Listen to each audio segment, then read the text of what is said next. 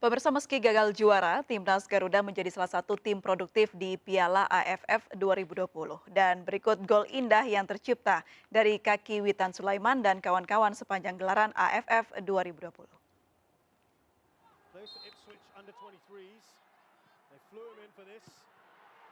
Gelandang Timnas, Pratama Arhan mencetak gol indah ke gawang Malaysia di pertandingan terakhir Grup B Piala AFF 2020 pada 19 Desember lalu.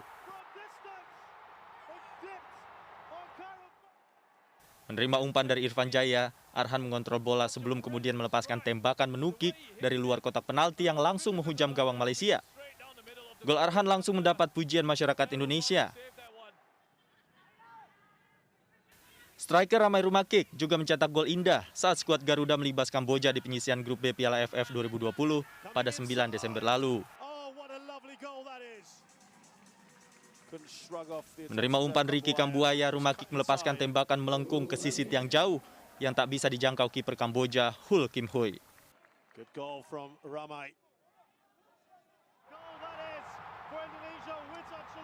Witan Sulaiman mencetak gol spesial saat membobol gawang Singapura di leg pertama semifinal pada 22 Desember lalu.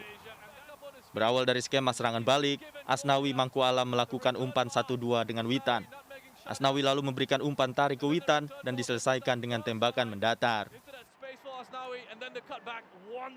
Iya, Rahmat Irianto melepaskan umpan terobosan yang disambut Witan Sulaiman yang lolos dari jebakan offside.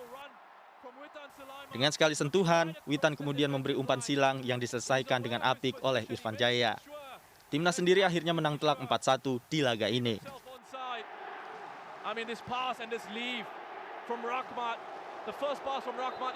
Bek kiri Timnas Indonesia Pratama Arhan terpilih sebagai pemain muda terbaik Piala AFF 2020. Arhan memenangkan Goal Award untuk pemain muda terbaik.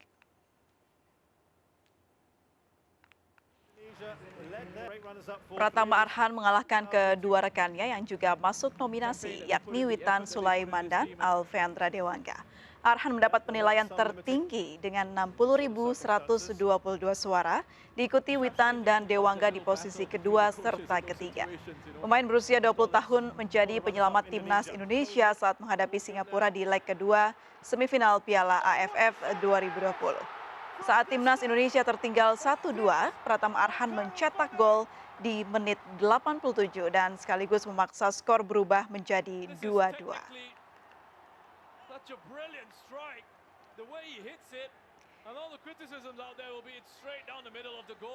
Ya, Mas Haris sungguh luar biasa ya.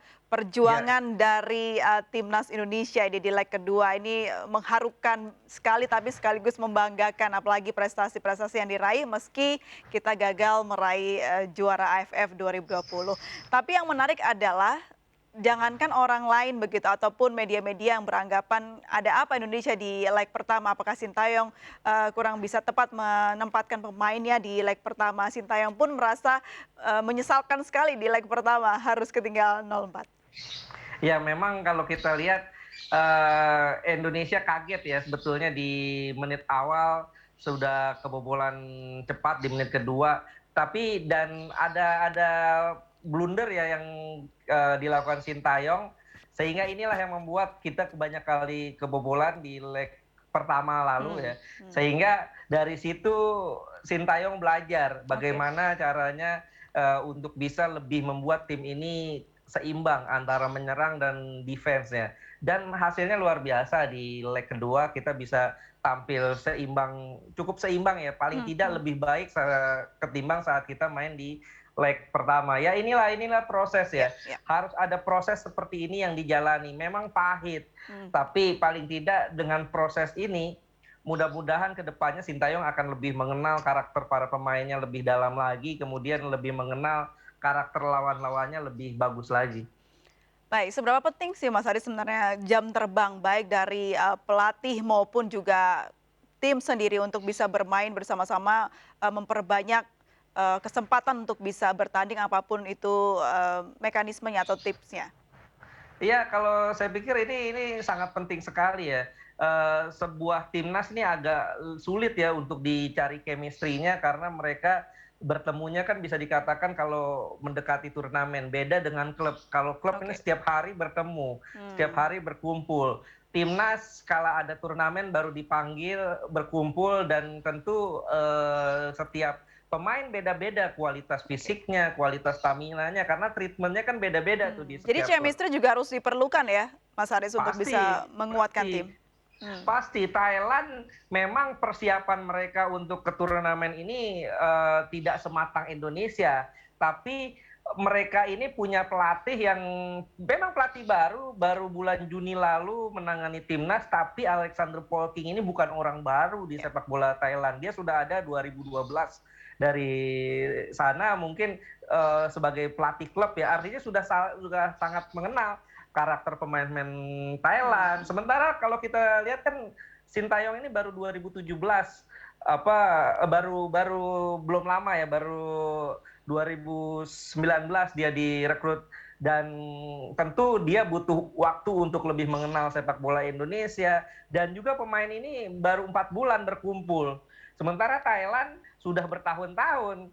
Seperti yang tadi saya katakan, ada 6 pemain ini yang di dalam skuad mereka adalah alumnus saat mereka juara 2016 lalu saat mengalahkan Indonesia juga di final. Dan bahkan Chanatip Songkrasin juga juara 2014. Artinya mereka ini pemain-pemain yang sudah punya mental, punya pengalaman untuk bisa bermain di level tertinggi di final seperti ini. Sementara pemain-pemain kita belum. Masih sangat muda ya, Mas Haris? Masih sangat muda. Artinya ini potensi kita dengan persiapan hanya 4 bulan, kemudian tim juga baru terbentuk kurang lebih 4 bulan, bisa sampai ke final, ini prestasi yang luar biasa. Luar biasa. Kita punya materi pemain yang baik begitu, masih muda dan ya diprediksi ke depannya jauh lebih baik nantinya. Dan juga pelatih yang tidak boleh diremehkan begitu, Mas Haris. Betul. Lalu seperti apa pengelolaan ke depan agar tim Garuda ini ke depannya bisa berprestasi? Ya, saya sih berharapnya dengan harapan seperti ini PSSI ya, terutama sebagai operator sepak bola kita, benahi kompetisi, karena biar bagaimanapun siapapun pelatih yang akan kita rekrut, kalau kompetisinya jelek, imbasnya timnas pun jelek. Benahi kompetisi, bagaimana wasit, kualitas wasit dibenahi, jangan sampai kebiasaan di kompetisi yang pelanggaran-pelanggaran tidak dapat kartu kuning, pelanggaran-pelanggaran yang fatal tidak dituyul peluit itu terbawa ke kompetisi internasional. Kemudian juga selain kompetisi di level senior, juga dibenahi dan diperbanyak kompetisi-kompetisi di level junior. Memang kalau kita lihat dalam beberapa tahun terakhir kita sudah ada bukan hanya Liga 1 di level senior, tapi ada Liga 1 di jenjang umur ya. Bahkan ada sampai umur 16 tahun ya, Elite Pro U16. Saya pikir ini sangat baik. Mudah-mudahan ke depannya akan ada lagi Elite Pro U13 misalnya, U12. Dengan kompetisi yang banyak ini yang akan membuat sepak bola akan jadi lebih berkembang. Pembinaan di usia dini ini perlu juga dibenahi. Pelatih-pelatih usia dini juga harus dapat jadi regenerasi juga harus disiapkan ya. Betul. Mas Haris, baik-baik. Nah, semoga ini juga ditangkap oleh pemangku wewenangan di sana, terutama PSSI dan juga Kementerian Olahraga mungkin ke depannya bisa memupuk dan juga membibit pemain sepak bola yang lebih handal lagi ke depannya, tentunya dengan prestasi yang gemilang ke depan. Terima kasih banyak Mas Haris, redaktur Sportstar ID sudah bergabung bersama kami di MNC News. Salam sehat selalu Mas, selamat sore. Salam sehat selalu Mbak April. Pemirsa, pelatih Indonesia Sintayong mendadak menjadi bahan perbincangan setelah timnas Indonesia menjadi runner-up Piala AFF 2020. Meski gagal membawa timnas Indonesia menjadi juara Piala AFF 2020, masyarakat menilai sebaiknya pelatih asal Korea tersebut patut dipertahankan. Sintayong harus dipertahankan karena saya lihat juga dari permainan semalam pelatih sudah maksimal dan memang para pemain juga sudah maksimal. Saya lihat sih pencapaian kita di runner up itu juga sudah maksimal sih dari pelatih kita. Jadi memang saya lihat ke depannya layak dipertahankan.